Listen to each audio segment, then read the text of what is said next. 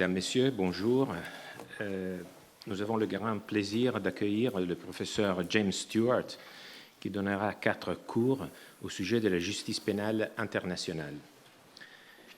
Il a été invité dans le cadre d'un partenariat, d'une convention entre le Collège de France et l'Université de la Colombie-Britannique de Vancouver.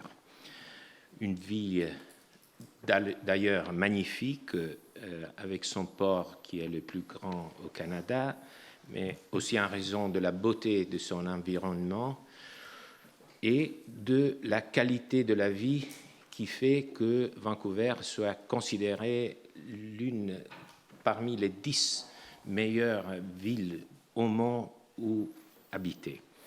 Le professeur Alain Supiot, étant lui-même à l'étranger pour à mission pour le Collège de France, il m'a demandé de dire quelques mots d'introduction, ce que je fais très volontiers, même en dépit de ma compétence. Je suis un historien du droit, mais j'ai pu apprécier qu'il y a beaucoup de points méthodologiques, au moins en commun, avec le travail du professeur James Stewart, qui a une carrière imposante. Car au cours des 20 dernières années, il a travaillé dans la justice pénale internationale en tant que praticien et en tant qu'universitaire. Il a rejoint la faculté de droit de l'Université de la Colombie-Britannique en 2009, où il enseigne ce qu'en France on appellerait la théorie générale du droit, mais aussi les droits internationaux publics et les droits de l'homme. Il avait été auparavant professeur pour 2 ans à la Columbia Law School à New York, et avant de travailler aux États-Unis, il avait travaillé auprès du parquet du Tribunal pénal international des Nations unies pour l'ex-Yougoslavie, et aussi auprès du procureur du Tribunal pénal international pour le Rwanda.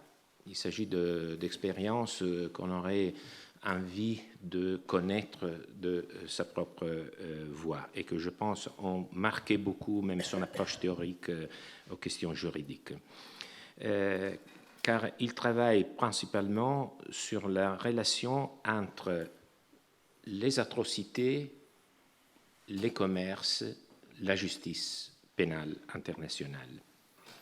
Son travail a reçu beaucoup de reconnaissance au niveau international. Il a reçu le prix Lapira pour un article sur l'emprisonnement illégal à Guantanamo. Et je souligne que Lapira est un juriste italien, d'ailleurs engagé dans l'étude du droit romain, mais aussi renommé pour son engagement humanitaire. Et en 2011, le Conseil canadien de la recherche lui a décerné le prix Aurora en tant que nouveau chercheur exceptionnel qui se forge une réputation de recherche passionnante et originale en sciences humaines.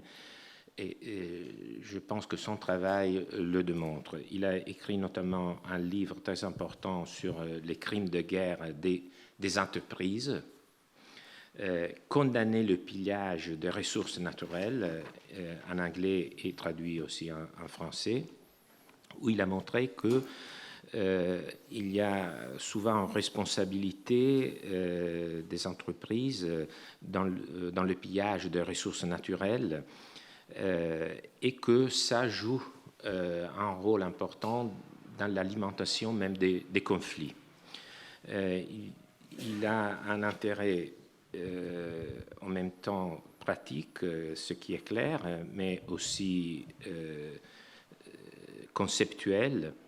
Il vient d'écrire un travail qui montre que la manque de regard historique a peut-être endommagé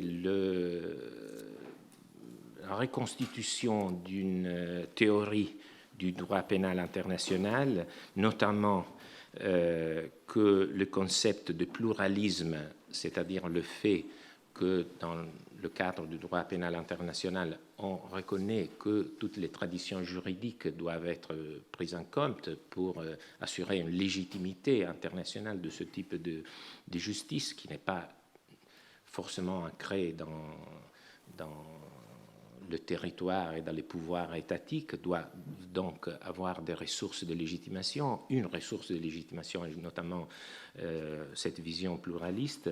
Mais il a très bien montré que parfois, sous l'étiquette de pluralisme, on voit très bien qu'on a eu une circulation de modèles juridiques qui ne font pas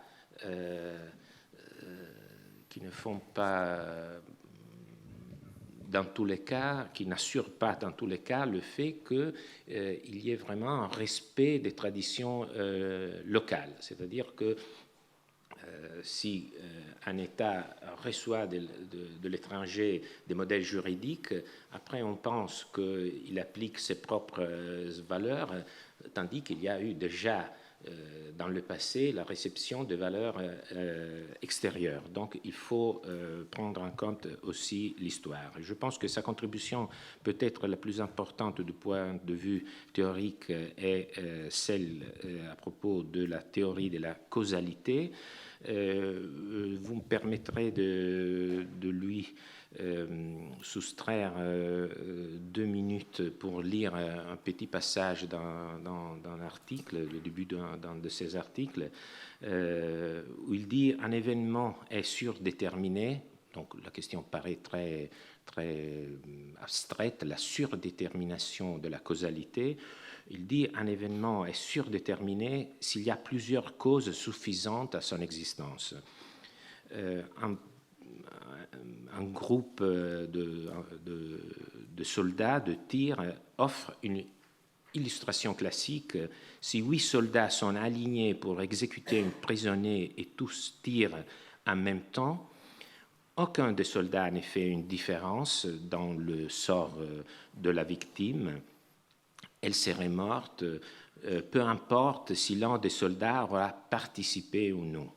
Donc, même si l'un des tireurs avait refusé de tirer, cette autre balle aurait toujours trouvé leur cible et mis fin à la vie du prisonnier d'une manière plus ou moins indiscernable. En effet, donc, ce groupe de tir a été constitué de manière à permettre à chacun des soldats qui ont participé à s'en aller dans le confort moral en se disant « je n'ai pas vraiment fait la différence, cela serait arrivé même sans moi ». La difficulté est, le souligne James Stewart, que si nous sommes seulement responsables lorsque nous faisons une différence, aucun des soldats, ça semble un paradoxe, mais du point de vue logique, c'est la conséquence, si nous sommes seulement responsables lorsque nous faisons une différence, aucun des soldats n'est responsable de la mort. Et donc, je pense que vous avez très bien compris qu'est-ce que l'enjeu qu'il y a derrière ce type de raisonnement lorsqu'il s'agit de déterminer la responsabilité dans le cas d'atrocités commises dans le cadre d'un conflit. Je termine en vous conseillant de lire son blog. Et j'ai bien aimé la philosophie de son blog qu'il a exprimé en 6 points.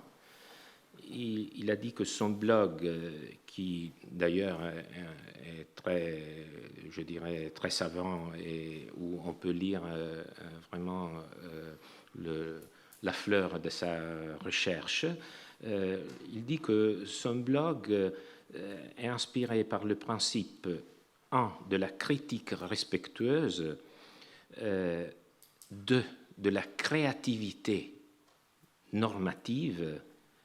Le blog recherchera, célébrera, diffusera une créativité normative qui peut prendre la forme de critiques conceptuelles novatrices, des tentatives visant à dépasser des paradigmes conceptuels dominants. 3. L'excellence esthétique. Donc, nous avons une attente très forte par rapport à sa conférence aujourd'hui. Une communauté intellectuelle plurielle, 4e principe. 5e règle, ce blog doit avoir une orientation principalement conceptuelle, parce que son travail est un travail vraiment ancré dans la tradition juridique, mais il faut aussi qu'il y ait, c'est le dernier point, une symbiose avec la pratique afin de renforcer le dialogue entre universitaires, praticiens et membres de la société civile. Et je pense que cette sorte de liste de principes est le meilleur résumé de sa propre attitude, de son approche, de son activité scientifique.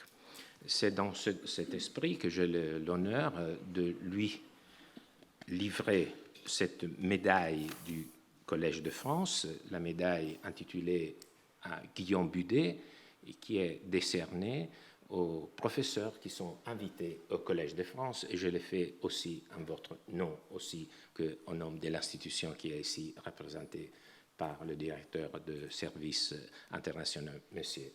Hellé.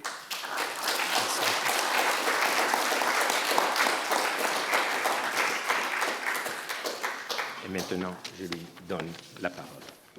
Je vous remercie, professeur. Membres du Collège de France, invités, distingués, mesdames et messieurs, c'est un grand honneur pour moi, surtout en tant que néo-zélandais, d'être là parmi vous aujourd'hui pour vous présenter la première de cette série de 4 conférences sur l'histoire du droit pénal international au Collège de France. Bien que je ne suis pas historien de formation, je travaille dans ce domaine depuis 20 ans. D'abord comme procureur, chargé des crimes de guerre au Rwanda et à La Haye, et puis comme université pendant la grande majorité de cette période. En tant qu'universitaire, je consacrais au cours des dernières années beaucoup de temps et d'énergie à la recherche sur l'histoire de ce domaine. J'espère que cette combinaison d'expériences pratiques, de recherche scientifique et d'engagement dans l'histoire fournira une série de conférences offrant une orientation sur ce domaine qui vous permettra de mieux comprendre son potentiel et ses faiblesses. Avant de commencer avec la première période que je souhaiterais aborder, j'ai pensé qu'il serait peut-être utile de donner un bref aperçu de cette série de conférences. Comme vous le constaterez sur l'affiche annonçant cette série de 4 conférences, au cours du mois à venir, j'aborde chacune des principales étapes de l'histoire de la justice pénale internationale, à commencer aujourd'hui par les procès postérieurs à la Première Guerre mondiale et aboutissant à la création de la Cour pénale internationale il y a 16 ans. Il existe une nouvelle littérature intéressante et brillante dans la justice pénale internationale qui critique ce type d'histoire linéaire en raison de tout ce qu'elle omet entre ces 4 étapes majeures et en raison de la manière dont elle promet faussement un degré inévitable de progrès dans ce domaine.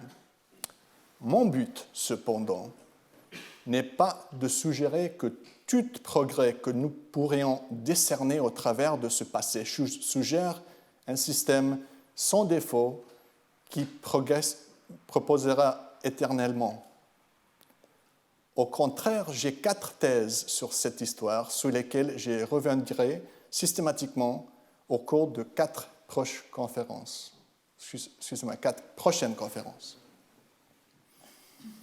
Premièrement, depuis plus d'un siècle, la fin de chaque guerre mondiale a incité la justice pénale internationale à défendre un large éventail d'objectifs qui ne sont ni définis ni hiérarchisés de manière cohérente.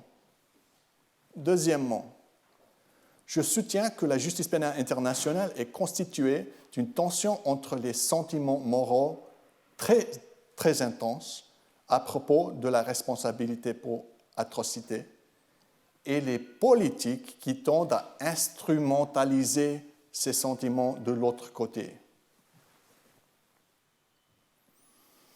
Troisièmement, l'histoire de la justice pénale internationale est souvent une tentative réactionnaire de reconstituer l'équilibre entre ces deux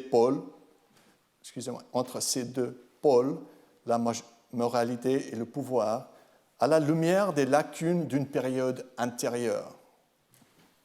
Quatrièmement, il est peu probable que le sentiment moral ou le pouvoir revendique la victoire finale de l'un sur l'autre dans notre réflexion sur la responsabilité pour atrocité. En conséquence, l'histoire des procès internationaux révèle quelque chose de significatif sur le potentiel et les limites de la justice pénale internationale dans l'ordre juridique mondial actuel. Je n'en dirai pas plus long sur ces thèses maintenant, mais j'y reviendrai dans le cadre des 4 conférences et à la fin pour expliquer comment les diverses histoires que nous explorons les soutiennent. Sur le plan de la forme, j'utilise 5 théories pour expliquer l'histoire de cette justice pénale internationale au cours de chaque période, en espérant que le cadre que j'adopterai aidera à identifier les conclusions que je mentionne. Les 5 thèmes que j'utilise comme cadre dans l'ensemble de mes 4 conférences sont les suivants. Premièrement, je commence cette discussion et les suivantes par une introduction narrative au procès en question, à savoir les procès postérieurs à la Première Guerre mondiale, les procès de Nuremberg et de Tokyo après la Seconde Guerre mondiale, les tribunaux pénaux internationaux pour l'ex-Yougoslavie et le Rwanda après la guerre froide, et le tribunal permanent, la Cour permanente et maintenant la Cour pénale internationale. Deuxièmement, j'explorerai les objectifs des procès pour agression, crimes de guerre, génocide et crimes contre l'humanité, tels qu'exprimés dans la mise en place de chaque de ces systèmes de justice pénale. Les objectifs étant nombreux et mal intégrés, je vais en identifier 1 ou 2 par période particulièrement propice. Troisièmement, je discuterai des dimensions politiques de ces procès, en particulier de la relation entre les procès et la réparation de pouvoir dans l'ordre juridique mondial. Je soutiens qu'une tension fondamentale dans le domaine de la justice pénale internationale existe entre l'instrumentalisation des procès par les puissants et des exigences morales en faveur à la fois de la responsabilité et de l'égalité. Quatrièmement, j'examinerai les alternatives aux poursuites pénales au cours de chacune des périodes historiques dont je discute. Comme nous le verrons, ces alternatives incluent tout des exécutions de masse aux interventions militaires en passant par les commissions pour la vérité et la réconciliation. En traquant différentes alternatives pour chaque période, j'espère isoler les contingences de chaque moment, ce qui devrait révéler quelque chose à propos de l'identité du terrain. Cinquièmement, je parlerai de droit. Le droit est important pour cette histoire car il constitue une considération politique cruciale, parfois décisive, dans ces histoires. Aucune des lois que je mentionne n'est un détail technique. De plus, les mêmes problèmes juridiques refont surface à maintes reprises pendant toute ces périodes. Certains acteurs adoptant des positions inverses les unes par rapport aux autres. Ces volte-face sont également révélateurs de l'identité du terrain. Sixièmement, j'ai l'intention de parler des conséquences de ces procès. Toute évaluation des conséquences des procès pour crimes de guerre se heurtera à une preuve de la causalité et à un risque de spéculation injustifiable. Mais j'espère parler de la manière dont ces procès ont vraisemblablement atteint leurs objectifs dans certaines circonstances, ainsi que des répercussions parfois très négatives qui semblent avoir découlé d'eux chez d'autres.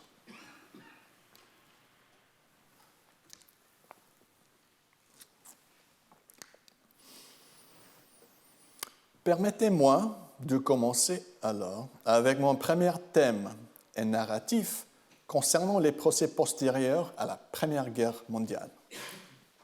À mon sens, on comprend mieux l'histoire de la justice pénale internationale pendant et après la Première Guerre mondiale comme comprenant au moins 3 parties interconnectées. D'abord, les tentatives infructueuses des gouvernements de l'entête victorieux de juger l'Allemand Kaiser Wilhelm II devant un tribunal international. Deuxièmement, une série d'environ 1600 procès d'armées allemands par contumace en France et en Belgique, peu de temps après la guerre. Et troisièmement, une série d'affaires largement ridicules portées devant le tribunal du district de Leipzig que l'entête a accepté à contre-cœur après que l'Allemagne eut refusé d'extrader ses ressortissants vers des nations victorieuses. Avant que nous ne commencions avec ces détails, il faut savoir que le Kaiser a passé ses journées dans un château hollandais, sans avoir été jugé nulle part. Et la combinaison des procès par contumace en France et en Belgique, d'une part, et en personne par les tribunaux de la défaite à Leipzig, de l'autre, n'était guère plus qu'une poursuite de la guerre par la base des procès. Sur les 1600 personnes jugées par contumace, il n'est pas clair qu'une n'ait jamais été appréhendée. Et à Leipzig, le procureur a déclaré publiquement que 861 allégations sur 901 avaient été jugées publiquement sans réponse, souvent dans les termes qui défient délibérément toute motivation contraire d'un tribunal français ou belge.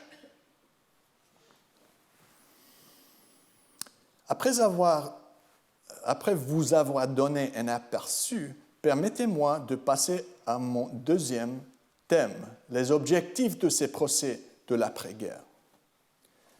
De nombreux chercheurs ont souligné que les objectifs de la justice pénale internationale étaient multiples, largement implicites et souvent contradictoires. Je présente ici certains des objectifs qui ressortent d'une lecture de la littérature de la Première Guerre mondiale, laissant d'autres objectifs pour mes conférences ultérieures. Le premier facteur de motivation pour les essais postérieurs à la Première Guerre mondiale est une punition basée sur l'indignation morale. L'Europe a perdu une grande partie de sa population masculine. laissant des veuves, des orphelins et des frayeurs. Ainsi, il n'est pas difficile de trouver des preuves d'indignation morale et des désirs rétributifs qu'elle suscite. Le premier ministre italien, Vittorio Emanuele Orlando, par exemple, a déclaré un état de colère et de rancune qui a explosé immédiatement après l'armistice. De même, des témoins français et belges qui ont témoigné à Leipzig ont apparemment, et je cite, « et la haine ». La punition a transformé en partie ce sentiment fort dans les poursuites. Le président français à l'époque, Clemenceau, par exemple, a qualifié le projet de procès contre le Kaiser comme, et je cite, « acte de justice internationale de vengeance mondiale ». Certes, une grande partie de l'indignation morale qui a suivi la Première Guerre mondiale a été construite publiquement grâce à l'utilisation de la propagande d'atrocité. De plus, cette rage était très sélective, très locale et exploitée à des fins politiques très particulières. Néanmoins, l'indignation morale était et reste omniprésente dans tous les aspects de l'histoire de ce domaine. De plus, alors que les critiques tels que Gary Simpson considèrent les procès pénaux internationaux comme une vengeance des droits de l'homme, de nombreux ouvrages philosophiques défendent le châtiment comme une réponse appropriée et proportionnée à un acte répréhensible. Quoi qu'il en soit, comme je le mentionnerai, l'indignation morale a donné une impulsion majeure aux procès internationaux. Un aspect de cet outrage moral s'est avéré particulièrement fructueuse dans l'histoire de ce domaine, à savoir les expressions publiques d'absurdité morale face au manque de responsabilité pour atrocité. Par exemple, l'excellente nouvelle recherche par William Schabas sur les tentatives de juger le Kaiser révèle une conversation entre un colonel américain, Luke Lear, et le duc anglais qui avait un lien parenté avec Wilhelm II. Faisant savoir que Wilhelm devrait être jugé, Lear a affirmé ce qui suit, et je cite, « Pourquoi ceux qui étaient non responsables de la guerre et contre qui nous avions fait la guerre, le peuple allemand, seraient-ils tués, blessés et emprisonnés, et la seule personne contre qui nous avions réellement mené la guerre, le Kaiser, échapperait à la peine mais serait autorisé à vivre toute l'appareil et la gloire avec toute sa fabuleuse fortune intacte. » De même, le Premier ministre britannique Lloyd George a partagé sa propre absurdité morale de la manière suivante. Il a dit, et je cite encore, « Supposons qu'en temps de paix, le Kaiser, agissant seul, ait transféré la frontière belge avec un fusil et tiré sur les habitants. Les premiers policiers belges sur place aurait eu le droit de l'arrêter et de le faire pendre. Devrait-il rester impuni parce qu'au lieu de le faire lui-même, il a envoyé 1 million d'hommes en Belgique? Je reviendrai régulièrement sur ce type d'argumentation tout au long de ces conférences, car ce sont de caractéristiques communes du domaine. Les arguments concernant l'absurdité morale sont particulièrement importants dans la manière dont ils tentent de transformer l'ordre juridique mondial.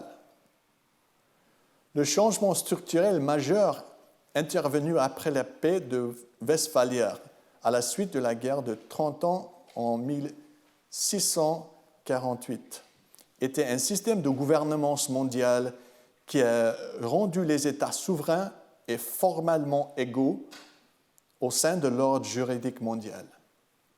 Après la Grande Guerre, beaucoup ont vu dans la justice pénale internationale un moyen de remédier aux absurdités morales au sein de l'ordre juridique mondial.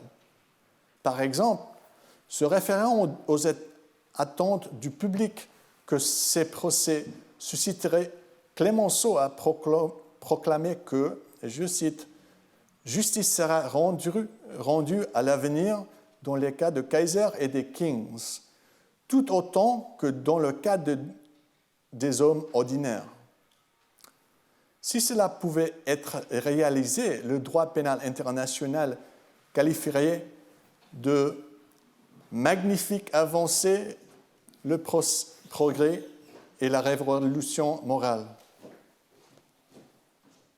De même, le professeur Larnon, un Français ici à Paris, a déclaré triomphalement qu'un nouveau droit des gens est né, tandis que le professeur Hersch Lauterpacht, un Britannique, a décrit la perspective de la responsabilité pénale après la Première Guerre mondiale comme un avertissement solennel à tout futur agresseur.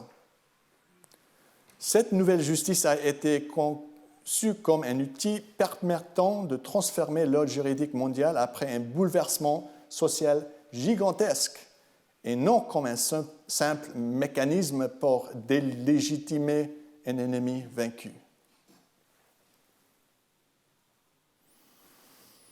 Bien entendu, la dissuasion était aussi une ambition majeure.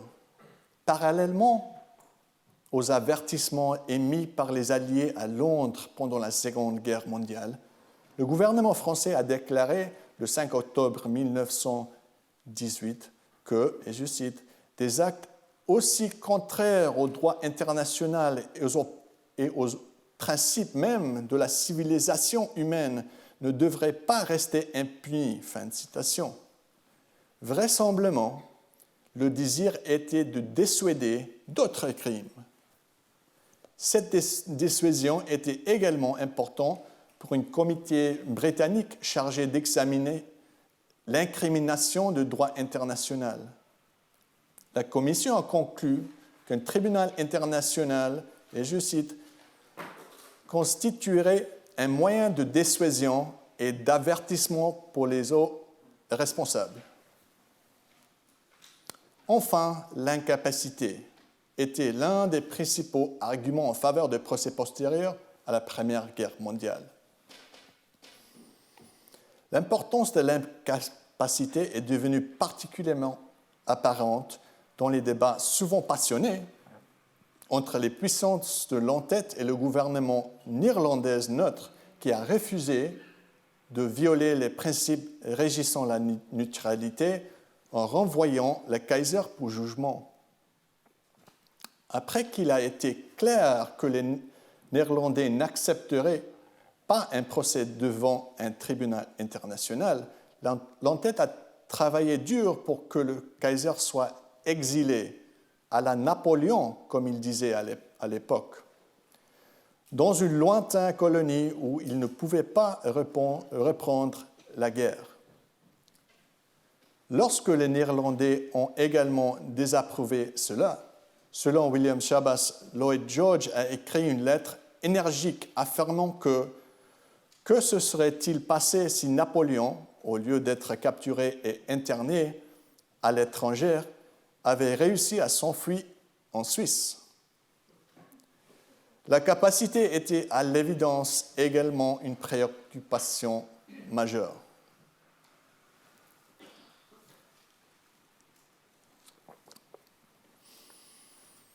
Cela nous amène au troisième thème principal que j'ai mentionné au départ.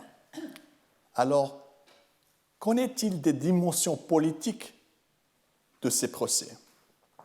Après la Première Guerre mondiale, l'application unilatérale du droit pénal international était manifeste à plusieurs niveaux. D'une part, la preuve abondante d'infractions allemandes hors d'Europe a été documentée mais ignorée. L'université sud-africaine Christopher Givers a écrit un excellent article montrant comment l'entête a documenté le génocide allemand des peuples Herero et Namaqua dans la Namibie actuelle, mais que cet épisode n'a jamais figuré dans la réflexion sur la justice pénale internationale après la guerre. De même, l'historien Mark Lewis montre comment le génocide arménien et les crimes commis par la Bulgarie contre ses voisins balkans ont été largement négligés dans l'indignation morale très sélective qui a appelé à des procès après la Première Guerre mondiale. Mais la manière dont l'entête présumait que seuls les soldats ennemis pouvaient être poursuivis était l'aspect le plus frappant de cette partie politique. Cette partialité a été très clairement exprimée lors des négociations avec les autorités allemandes concernant les dispositions du traité de Versailles relatives à la culpabilité de guerre, lorsqu'un responsable allemand avait promis que son pays soumettrait ses citoyens à un jugement par un tribunal international composé des juges des pays neutres qui avaient le pouvoir d'inculper les dirigeants militaires et politiques des puissances de l'entête, ainsi que les Allemands. Le fait que cette suggestion ait été rapidement écartée suscite l'inquiétude quant au fait qu'il s'agisse de procès spectacles. Il est important de noter que l'Allemagne a pu résister à l'imposition de la justice du vainqueur, imposée par l'entête. Lorsque l'Allemagne a accepté le traité de Versailles, sa seule réserve concernant les dispositions relatives à la culpabilité de guerre, auxquelles elle a catégoriquement refusé de se conformer. De façon remarquable, le gouvernement allemand était prêt à tout risquer.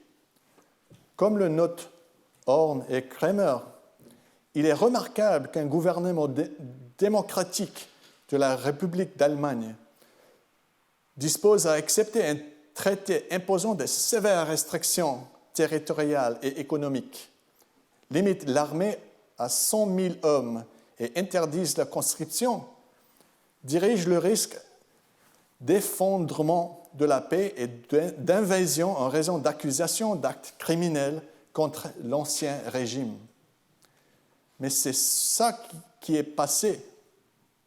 En conséquence, l'Allemagne a pu négocier ce que j'appelle la justice des vaincus, le pays responsable des atrocités acceptant de poursuivre ses propres ressortissants pour crimes internationaux. La Première Guerre mondiale est le paradigme des problèmes posés par cette approche. Dans l'ensemble, les procès postérieurs à la Première Guerre mondiale sont une histoire de pouvoir et de résistance, le tout dans l'ombre d'un scandale moral intense mais sélectif.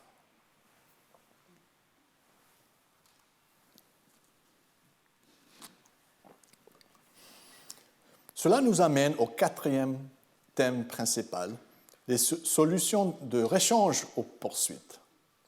Je me concentre sur ce thème ici et tout au long de cette série de conférences, car cela contribue à isoler la contingence historique de la justice pénale internationale.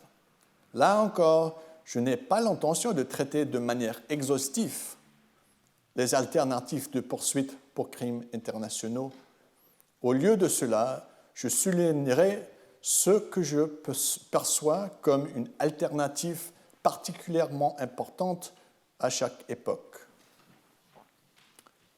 Après la Seconde Guerre mondiale, une exécution sommaire simple était l'alternative la plus évidente à la poursuite, mais je n'en parle que brièvement ici, car on pourrait en dire beaucoup plus à ce sujet lors de notre prochaine conférence sur la justice pénale internationale après la Seconde Guerre mondiale. Néanmoins, il est important que nos conférences ultérieures notent les discussions sur la soumission du Kaiser à une exécution sommaire. Après tout, il est d'un intérêt historique majeur que l'idée d'un procès pénal soit aperçue lorsque « Hang the Kaiser » était un slogan politique populaire en Grande-Bretagne et probablement dans une grande partie de l'Europe à cette époque. Il ne fait aucun doute que le précédent en matière de mise à mort extrajudiciaire d'un défunt déchu ne manquait pas. Pour l'instant, il suffit de noter comment la possibilité d'une exécution sommaire du Kaiser a été déclarée au plus haut niveau du gouvernement après la Grande Guerre. L'histoire remarquable de William Shabas cite les écrits d'un responsable britannique selon lequel le premier ministre britannique Lloyd George, et je cite, veut tirer sur le Kaiser. Winston, il n'est pas d'accord. Fin de citation. Comme nous le verrons plus tard, le fait que Winston Churchill ne soit pas d'accord avec l'exécution postérieure à la Première Guerre mondiale contrastera par la suite avec ses idées sur les nazis après la Seconde Guerre mondiale. Winston Churchill était un ardent défenseur des poursuites pénales au lendemain de la Première Guerre mondiale, mais il a tiré ses leçons de Leipzig. Au lieu de me concentrer sur l'exécution, j'aborde ici l'alternative de l'exil. À l'époque, l'exil de Napoléon Bonaparte vers l'île de Sainte-Hélène offrait un précédent évident pour la situation du Kaiser et non un procès devant un tribunal pénal nouvellement créé. Juristes et hommes politiques ont discuté du précédent de Napoléon à de nombreuses reprises, avant et après le traité de Versailles. Napoléon n'a été sauvé que de l'exécution par les Britanniques, qui l'ont traité comme un prisonnier de guerre. À l'époque, il n'avait pas vraiment le désir de juger Napoléon pour crimes internationaux, même si son incapacité était une priorité majeure pour la stabilisation de l'Europe. Après la Première Guerre mondiale, divers comités, savants et hommes d'État ont travaillé sans relâche pour différencier Napoléon du Kaiser afin de faire de la place pour la nouvelle justice, même s'il était largement reconnu que les deux options étaient viables. Apparemment, Clemenceau était fortement en faveur d'un procès, car, et je cite, elle envisageait d'être beaucoup plus impressionnante. Fin de citation. D'une certaine manière, ses espoirs ont finalement été largement déçus, car le Kaiser a vécu ses journées dans le luxe, un château hollandais, plutôt que de faire face à quelconque procédure juridique. Cependant, contrairement aux périodes précédentes, la victoire de l'exil n'était pas complète. Les subordonnés de Kaiser ont été jugés dans des procès pénaux par contumace en France et en Belgique et en personne à Leipzig. Néanmoins, la plupart des longues négociations passionnées et parfois hostiles sur la responsabilité pénale du Kaiser ont ouvert la voie à la montée en puissance de la justice pénale internationale moderne au cours des années suivantes. Comme nous le verrons plus tard, nombreux sont les mêmes acteurs qui ont adopté une position inverse lorsqu'ils ont été amenés à examiner exactement ces mêmes questions après la Seconde Guerre mondiale. Cela nous amène au quatrième thème que je souhaite utiliser pour explorer l'histoire de la justice pénale internationale dans toutes les conférences que je donnerai ici. Ce quatrième thème est le droit. À l'instar de nombreuses facettes de cette histoire, les difficultés juridiques liées aux poursuites après la Première Guerre mondiale réapparaissaient à maintes reprises à toutes les étapes de cette histoire. Je me limiterai ici à deux domaines du droit, notamment les difficultés à décider d'appliquer le droit international ou le droit national à ces poursuites et le problème de droit rétroactif. Ces deux questions avaient une énorme signification politique après la Première Guerre mondiale. Tout d'abord, la question est de savoir s'il convient d'appliquer le droit international et le droit national à ces poursuites. En fin de compte, la justice post-Première Guerre mondiale a appliqué les deux, mais cette double application a souligné une tension majeure entre ces sources de droit. Cette tension persiste jusqu'à ce jour. En ce qui concerne le Kaiser, une question importante se pose. Pourquoi ne pas le juger devant les tribunaux militaires ordinaires en France, en Belgique ou en Grande-Bretagne?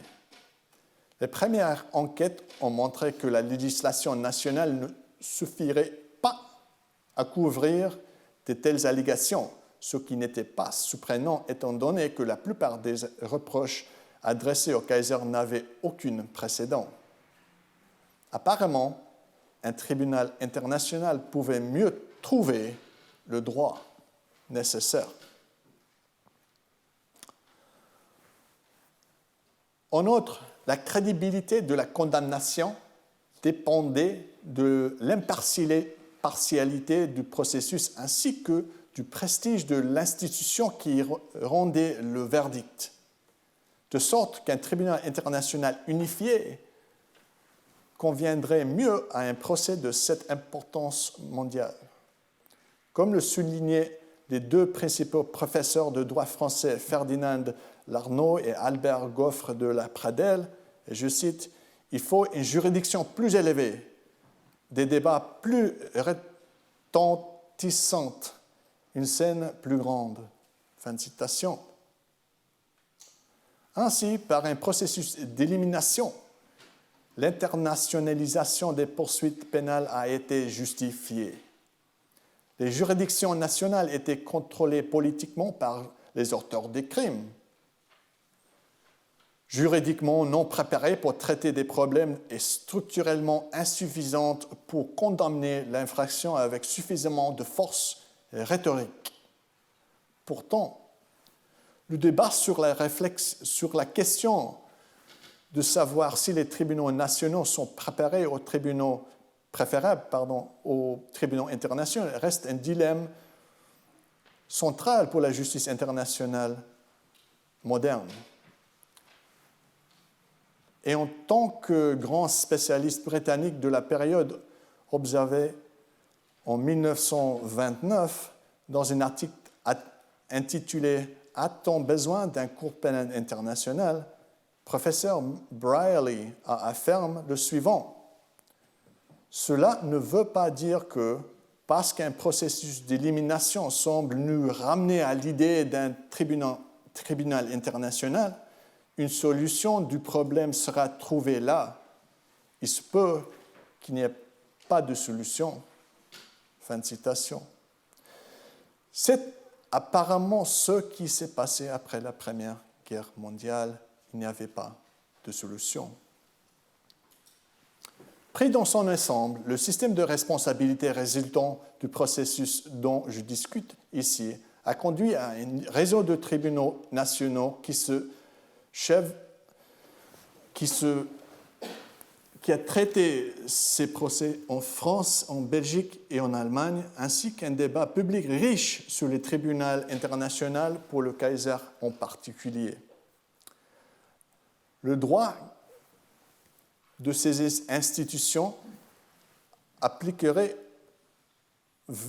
considérablement d'une juridiction à l'autre.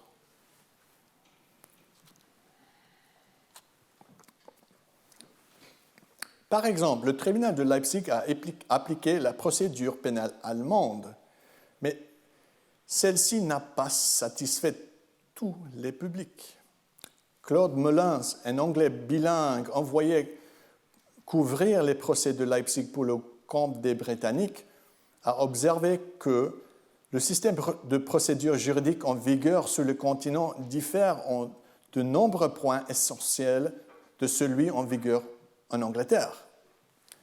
En tant que problème récurrent pour le droit pénal international, il a conclu sa comparaison juridique en observant que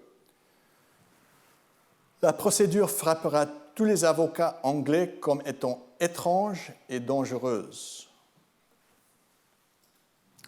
La loi rétroactive est une deuxième question juridique récurrente dans l'histoire des procès postérieurs à la Première Guerre mondiale, qui, à l'instar des autres sujets dont je traite ici, avait une signification politique majeure. Les réticences suscitées par une loi rétroactive sont des facteurs cruciaux du refus du gouvernement des États-Unis d'appuyer la création d'un tribunal international chargé de juger le Kaiser. En 1918, par exemple, le président des États-Unis, Woodrow Wilson, a déclaré clairement « Ce n'est pas correct de qualifier rétroactivement un tel acte, de faire de ce type d'acte un crime personnel après qu'il a été commis. » D'autres, comme le secrétaire d'État américain Robin Lansing, ont organisé une sorte de campagne contre le tribunal, invoquant souvent une loi rétroactive pour fonder leur point de vue. De même, les dangers de la loi rétroactive constituaient également une base pour la protestation allemande contre l'idée du nouveau tribunal et un motif principal du refus néerlandais d'extrader le Kaiser. Tout cela est particulièrement intriguant, bien sûr, car moins de 3 décennies plus tard, ces gouvernements ont joué un rôle actif dans la création d'un nouveau groupe de tribunaux internationaux pour poursuivre le même corps de droit dont ils avaient nié avec tant de force l'existence après la Première Guerre mondiale. Là encore, on constate une forte réaction face à la résolution des problèmes d'une époque antérieure.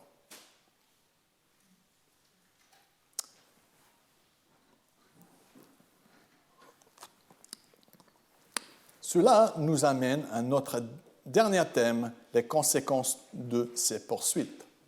Les conséquences des poursuites pénales étant particulièrement difficiles à définir avec le plus de certitude possible, je sélectionnerai celles qui me paraissent particulièrement évidentes à la lecture de cette histoire.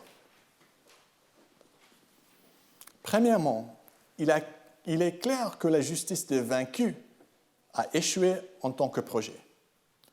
Après l'un des premiers procès à Leipzig, les Belges se sont retirés et ont qualifié les processus de paradis de justice. En outre, après 2 jours de discussions à Paris en 1922, une commission interalliée a qualifié les procès de très insatisfaisants et une justice subjective, partielle. Pour les puissances de l'entête, le fait que le tribunal de Leipzig soit un instrument pour les auteurs de crimes a réduit le nombre de procès à des exercices de propagande qui ont probablement exacerbé la haine. Comme l'historien James Willis a déclaré, loin d'être résoudre le problème des peines de crimes de guerre, les procès de Leipzig ont créé un ressentiment supplémentaire entre l'Allemagne, la Belgique et la France. Pour donner 2 exemples dans la recherche de l'historien allemand Gerd Hankel, alors qu'en août 1914, dans le nord de la France, le lieutenant-général Karl Stenger aurait ordonné que tous les prisonniers soient massacrés. Les blessés, armés ou non, doivent être massacrés. Même les hommes capturés dans les grandes unités organisées doivent être massacrés. Aucun ennemi ne doit rester en vie derrière nous.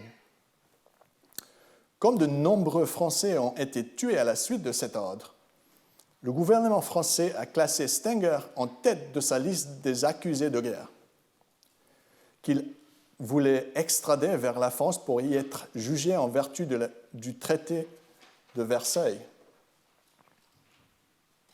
Au cours de son procès à Leipzig, Stenger a nié avoir donné l'ordre malgré les preuves de son subordonné. Néanmoins, le procureur du chef du Reich, c'est-à-dire l'accusateur formel de Stenger, a déclaré, et je cite, « Je le crois, comme je l'ai dit, complètement. » Fin de citation. Le but de son procès, et je cite encore, était donc simplement de le confirmer spécialement à un public étranger. Fin de citation. Après l'acquittement de Stenger, une foule nombreuse s'est rassemblée devant le palais de justice de Leipzig pour lui offrir des fleurs et cracher sur la délégation française en partance. Dans un deuxième exemple que Gerd Henkel explore, on révèle la relation entre les procès par contumace en France et en Belgique et ceux de Leipzig. Selon Henkel, en 1922, le gouvernement allemand a écrit au tribunal de Leipzig au sujet d'un colonel von Gisse, condamné à mort lorsqu'un procès par contumace tenu en Belgique. Dans sa lettre, le gouvernement allemand expliquait que le colonel souhaitait que son dossier soit réglé à Leipzig dans les meilleurs délais et qu'il souhaitait utiliser la décision de la Cour du Reich pour faire valoir ses droits dans les pays et à l'étranger. La lettre conclut que, et je cite, « Étant donné que l'affaire est très bénéfique pour nos objectifs de propagande, je vous serai particulièrement reconnaissant de bien vouloir accepter le désir du colonel von Gisse de voir son affaire aboutie rapidement. » Fin de citation. L'affaire a apparemment été classée moins d'un mois plus tard, comme demandé. Indépendamment de ces illustrations concrètes, il existe sans doute une série de facteurs permettant de conclure que ces procès exacerbent la violence en plus de contribuer au ressentiment. Plusieurs spécialistes suggèrent que l'entête était vraiment motivée à organiser ces procédures pénales car elle était importante pour justifier les coûts humains et économiques colossaux de la Grande Guerre en Grande-Bretagne, en France et en Belgique. Si cela est vrai, elle voudrait dire que la justice pénale internationale peut contribuer à la guerre en aidant à la justifier de manière post-hoc. En outre, dans le cadre d'un accord de paix exceptionnellement dur, qui humiliait si profondément l'Allemagne, ces procès pourraient également avoir contribué à la résurgence de la guerre des décennies plus tard. Rappelez-vous que la culpabilité de la guerre était de loin l'aspect le plus sensible du traité de Versailles et que les Allemands couraient le risque de faire la guerre à l'extérieur et de faire la révolution à l'intérieur afin d'éviter de se conformer à ces exigences dans le cadre d'un accord de paix qui les érudits jugent paralysants. Il y a eu aussi des accidents de fait avec les procès de Leipzig. Adolf Hitler, par exemple, a rencontré pour la première fois Hermann Göring lors d'un rassemblement de protestation contre les procès de Leipzig en 1922.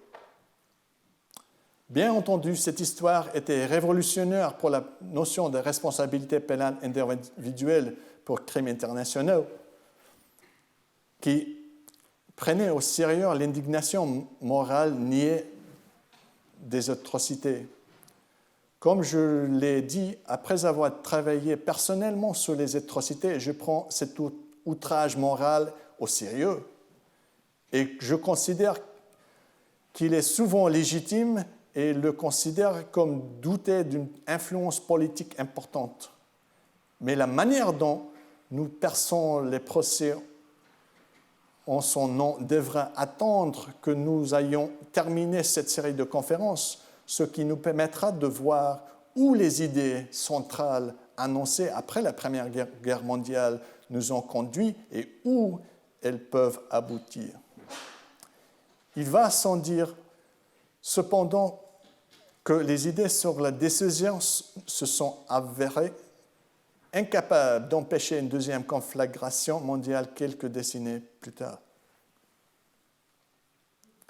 En somme, une grande partie de la littérature sur le droit pénal international s'appuie de manière injustifiée sur Nuremberg, mais l'histoire du droit pénal international remonte très clairement à plusieurs décennies plus tôt. Après la Grande Guerre, de nombreux objectifs incohérents avaient été annoncés pour cette nouvelle justice, mais ils étaient très étroitement liés au pouvoir. L'idée du droit pénal international a réussi à prévenir des exécutions, mais seulement partiellement à vaincre l'exil. La notion de justice vaincue, résultant de la résistance acharnée des Allemands à assumer la responsabilité de la guerre, était au mieux inutile et probablement contre-productive. Néanmoins, cette expérience ainsi accumulée a certainement fait que les Alliés travailleront dur pour ne pas la répéter. Lorsque la Commission des Nations Unies pour les crimes de guerre a été créée en 1943, afin de commencer les préparatifs des procès des nazis, son président a annoncé sa détermination à, et je cite, « ne pas répéter le fiasco de Leipzig ». Fin de citation. La grande réaction a donc alors commencé. Lors de la prochaine conférence, je parlerai de Nuremberg et de Tokyo après la Seconde Guerre mondiale. Je vous remercie.